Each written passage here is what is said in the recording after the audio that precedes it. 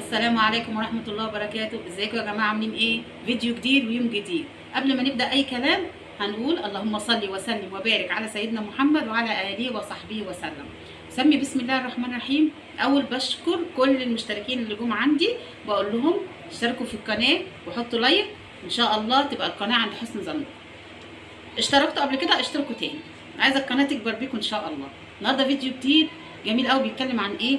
عن التغيير في حياتنا وعن النجاح، عن ان انا ارفض الواقع. نرفض الواقع. بكلم كل ست بيت متضايقه من عيشتها، متضايقه من مكانها، بتقول انا مش عارفه اغير حاجه، انا مكاني كده، قاعده مكاني. لا، انا عايزاكي تعملي ايه؟ عايزاكي لما تكون حاجه مضايقاكي في البيت ازعلي واغضبي واتضايقي وتألمي. ازاي يا فرح اعمل كده؟ ايوه، من الزعل، من الالم، من الحزن بيتولد النجاح. بجد والله بيتولد النجاح، بيبقى في عزيمه وفي اراده ان انت بترفضي الواقع اللي انت فيه. هديكم مثلا، في ست قاعده في بيت متضايقه من مكانه، متضايقه من شكل الموبيل، متضايقه من دهانات الحائط. احنا نعمل ايه؟ معناش فلوس نغير. عندي افكار حلوه قوي وانا عشتها الايام دي. ما عاوز اغير اي حاجه في بيتي، بعمل ايه؟ بشقلب الدنيا كلها، ودي حاجه معروفه فيا من زمان. الحاجه لما تفضل مكانها سنين بتدي طاقه سلبيه. عايزين نغير حياتنا، نبقى في طاقه ايجابيه وحاجه فيها سعاده وفرحه. نعمل ايه؟ كنت بنقل اوضه النوم من مكان لمكان، والله بحس بسعاده رهيبه. اي ست بيت تفهم الكلام اللي انا بقوله ده. لو انت غيرتي الموبيليا من مكانها وعملتي نظام جديد للبيت هتحبي البيت. لو انت قاعده رافضه الواقع ومتضايقه منه، ايه ده انا متضايقه، ايه المكان ده؟ المكان مديني كده خنقه، وانسان مكان سلبي، وانا مش عارفه اعمل حاجه وما عنديش امكانيه ان انا اشتري موبيليا جديده او ابيض. لا، انا اعمل ايه؟ اغير في الديكور الشقه بنفس الامكانيات. يعني انقل الموبيليا من مكانها وشويه لمسات بسيطه مني، ستاير، شويه زرع، اغير الموبيليا، اغير الديكورات. الحاجات دي بتفرق قوي في نفسيتنا. احنا لما نغير كده نفسيتنا بترتاح. نبقى زعلانين بس نستغل الزعل والحزن ان احنا نغيره ونعمله فرحه وسعاده لبيتنا. لما نغير اماكن الحاجه بتدي ايجابيه. حس ان العزال ذات نفسه مبسوط، حس ان الموبيليا ذات نفسها مبسوط.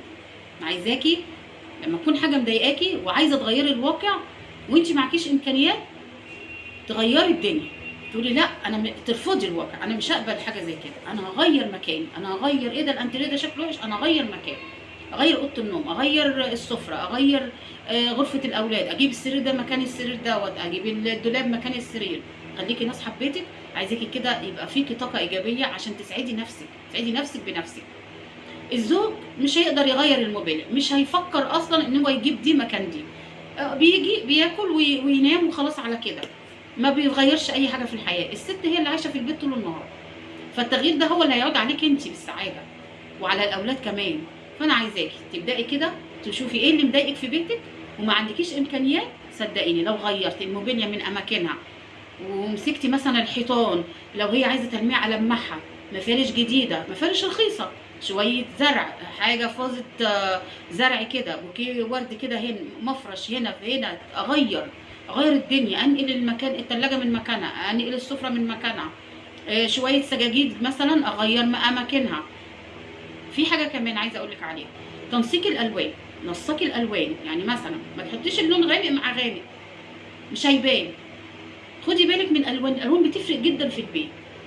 حطي الفاتح مع الغامق، جربي كده، في الوانات بتليق مع بعضها جدا.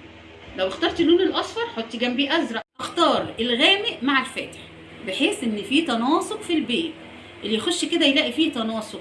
لو هترجعي لفيديوهاتي في القناه هتلاقيني عامله تناسق في الموبيليا، عامله تناسق في الالوان، حاطه الزرع ازاي، حاطه المفارش ازاي، في لمسات بسيطه، وهي والله نفس الحاجات اللي انا اتجوزت بيها. هي غيرت بسيط جدا، حاجه بسيطه، ومع ذلك تحسي ان انت داخله شقه جديده مختلفه بلمسات بسيطه، من غير ما احنا ما نتضايق عن ان احنا قاعدين في حاجه ما بتتغيرش. ولما نتضايق نفكر، نعمل حلول. يعني انا مش عايزه كل ست تبقى متضايقه وقاعده مكانها، لا، انا عايزاكي كده دماغك تبقى واعيه، تفتحي، خدي افكار من هنا ومن هنا، اتفرجي على اليوتيوب على الديكورات، خليكي مهندسه ديكور في بيتك. عايزاكي تبقى مهندسه ديكور، تقولي ايه ده، انا ايه اللي خلاني، ده انا عملت حاجات حلوه قوي، ده انا اخدت الفكره من هنا والفكره من هنا وغيرت الدنيا وغيرت بيتي، وبيتي بقى جميل جدا. سعيدي نفسك وفرحي نفسك وبسطي الدنيا واعملي ديكور حلو لبيتك عشان تحبي شقتك وتحبي الموبيليا بتاعتك وعفشك، وان شاء الله كل ده بيعود عليكي وعلى اولادك، لان الام هي اللي بتسعد اولادها، هي اللي بتسعد زوجها، هي بتبقى طاقه ايجابيه. لو هي بقت متضايقه وزعلانه وقاعده محلك سر ما بتتغيرش، البيت هيفضل زي ما هو، ما فيش تغيير فيه، مفيش حاجه هتعود عليكي بالتغيير. لكن طول ما انت في تغيير كل يوم، في افكار جديده، بغير من نفسي، بغير من لبسي، بغير من شكلي، بغير من بيتي، صدقيني هتنجحي ويبقى بيتك كله سعاده وهنا ان شاء الله. في فيديوهات حلوه كتير، افكار كتيره، خليكم معايا وتابعوا قناتي وكبروها، اشتركوا، اللي ما اشتركش يشترك في القناه ويحط لي لايك، وان شاء الله اشوفكم على خير فيديو جديد، والسلام عليكم ورحمه الله وبركاته.